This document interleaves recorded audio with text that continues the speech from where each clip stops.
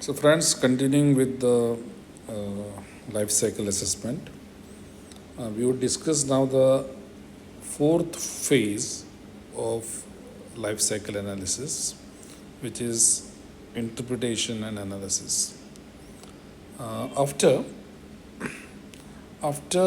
calculating all the emissions, that is, the emissions which go upstream, downstream, as well as in the core processes, this data which we have collected needs to be properly interpreted and analyzed.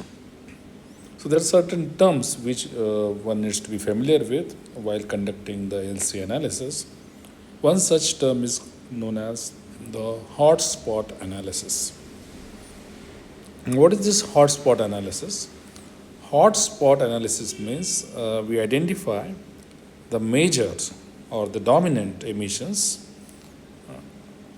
and the contributors of those emissions across the life cycle. For example, if you take an example of manufacturing of the battery and do a life cycle assessment of the emissions which arise over the entire life of the battery, right from its manufacturing up to the date where the battery is disposed, you would find that the battery manufacturing contributes 40%, whereas while it is in use, the use phase contributes 35%.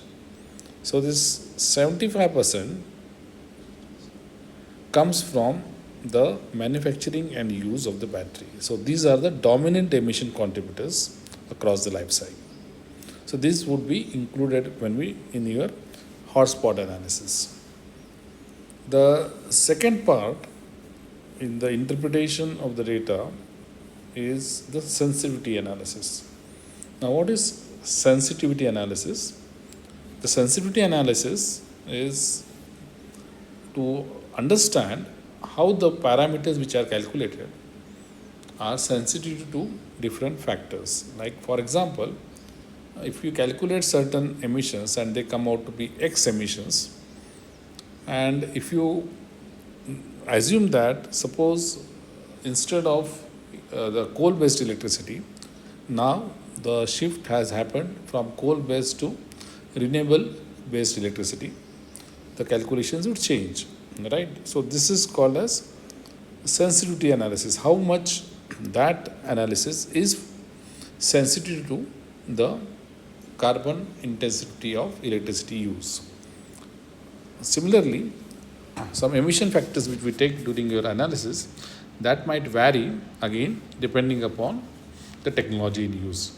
So to test that, we need to do what is known as sensitivity analysis by varying the electricity emission factors, by varying the lifetime which we had assumed, because if a product has a life of 10 years and if it long lasts and it gets to a life of 15 years, the carbon footprint drastically reduces, right? Or if a product was to last for 10 years and suppose it lasts only for 8 years, the carbon footprint would increase. So this has to be counted for in the sensitivity analysis. Then there is something called as uncertainty analysis. Now, what is this uncertainty analysis? This is to quantify the data uncertainty, because the data which we had used might be having some uncertainty, and then that has to be included in our analysis, which is called as uncertainty analysis. And we need to also check the analysis for its consistency. So for that consistency check, we need to ensure that the system boundaries are consistent, the data quality is aligned with the goals, and we do not do double counting. So all these are very important part in the interpretation and analysis during the life cycle assessment of carbon accounting. This is a pie diagram which I had drawn to show you the hotspot analysis example, wherein I had shown that the battery manufacturing and the use phase contributes significantly, whereas the other contributors like end of life, raw materials and vehicle assemblies, they would contribute to the other emissions during electric vehicle life cycle. So when you do interventions and if you want to reduce emissions, one might concentrate on battery manufacturing and use phase much more than maybe during the raw material phase or vehicle assembly phase. In your life cycle analysis, carbon credits and avoided emissions concept needs to be clear to us. For end of life and during recycling scenarios, proper accounting of carbon credits and avoided emissions is essential for accurate reporting. What does that mean? It means that suppose you are recycling something, then recycling automatically means that you have avoided certain carbon dioxide, right? You have avoided certain emissions. So recycling, reuse, okay, or prolonging of the end of the life, that has to be included. We need to apply the substitution or avoided burden method to quantify the recycling benefits and report them clearly and separately from the actual emissions. So if you are substituting something, those has to be clearly stated, and the conservative estimates for avoided emissions are to be used. So separate report of avoided emissions is to be included in your LCA analysis, especially if recycling is involved. Carbon accounting LCA requires a very detailed documentation and a use of transparency in data use and its application, because the assumptions which we make, that is going to impact the calculations.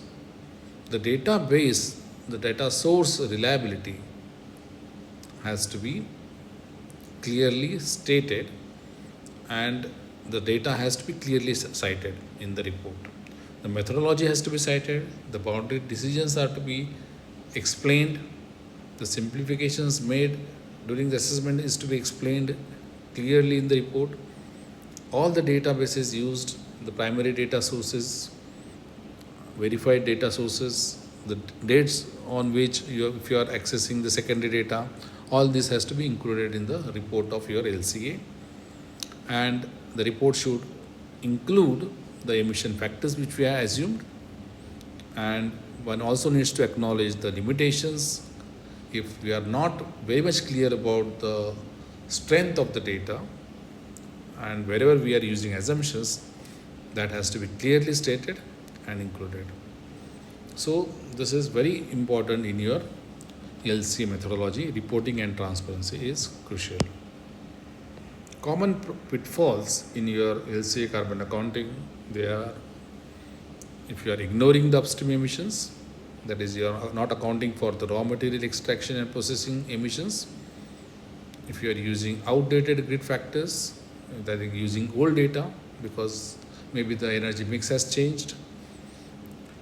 The functional unit, if it is not proper, that might lead to misleading conclusions.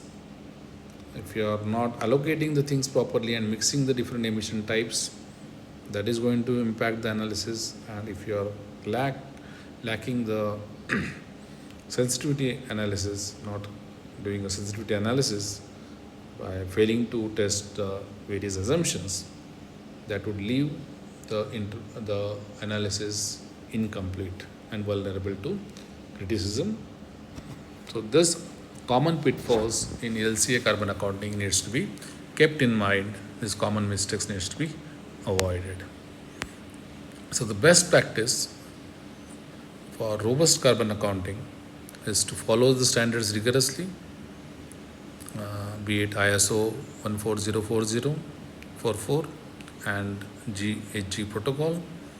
Prioritize the quality of the data, both the primary as well as secondary data. Ensure transparency and seek independent review. So the key takeaways from this discussion on life cycle assessment, that is, one can say that it is a comprehensive approach because it captures both the upstream core as well as downstream emissions. It is a standards based methodology because it uses protocols and standards which are widely used and acceptable, and it is a data driven decision making which involves rigorous data collection, validated emission factors, and sensitivity analysis. I hope that you understood the LCA methodology clearly.